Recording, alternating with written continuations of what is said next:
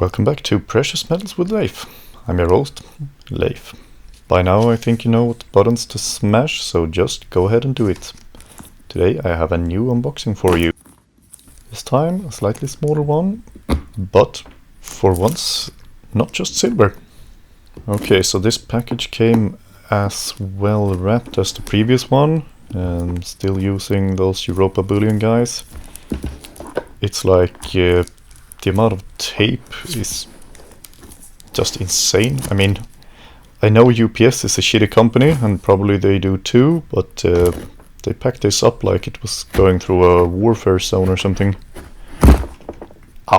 Okay. I was planning to use my little nice kid scissors to make this look a little bit less intimidating, but apparently I cut my hand instead. So it's back to the Microtech, using the trusty old can opener technique. I have no idea which side is up and down, so just took it wild, I guess. At least this is working a lot better. Okay, let's see. Of course, there is still some resistance. Yep, there was some personally identifiable papers in there, so I had to redact a little bit. Let's go ahead and peel this off. So immediately I see I once again got an open tube. I'm not wildly happy about it, but okay, there's a shortage. I love this. This is a great hologram. The Austrians really do know their stuff. Okay, so this tube is a lot thinner walled than the other ones. Maybe it's also the round shape, but you can see there is some give to this. When you hold it, it deforms visibly in your hand. Coins do look awesome though.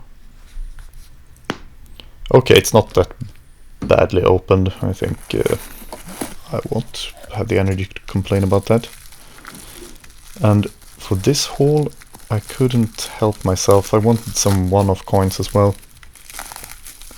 Seems like they come in those little display boxes. I think I gotta get some of those for my other coins as well. It would be nice to just have one of each or something. So this includes some of those more crazy Tokelau coins, some kind of New Zealandish island.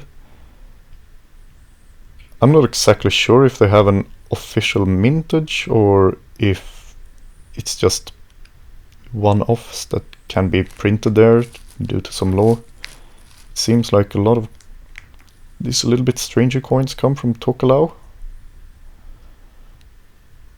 Well, at least it's quite beautiful. These guys know their stuff.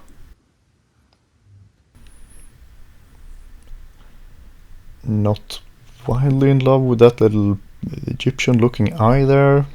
I don't know, it seems like they went for some kind of classic European music sheet-ish vibe and then just slapped on a Egyptian eye. Oh, whatever. So these are the Australian Chinese Zodiac coins for this year. Year of the Ox. This one is quite intricate. I like it. Some more Australians, you know this queen by now. Okay, it's the classic Kookaburras. For some reason, these don't really seem to come in tubes. The Kookaburra, they make it every year, but only in these little display boxes. I'm not sure why. I think this could probably compete with the kangaroos. Maybe they're just more expensive to make, so they won't make them in bulk.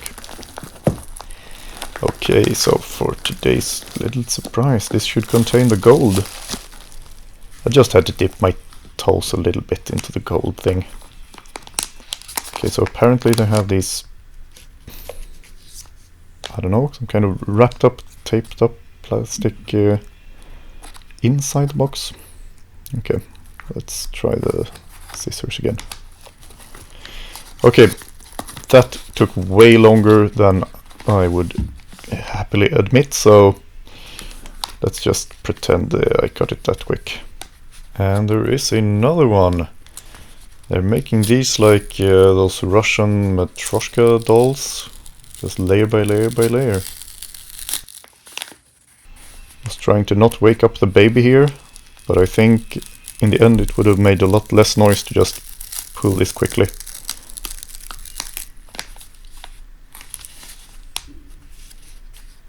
Man, this was noisy. I should have just cut it.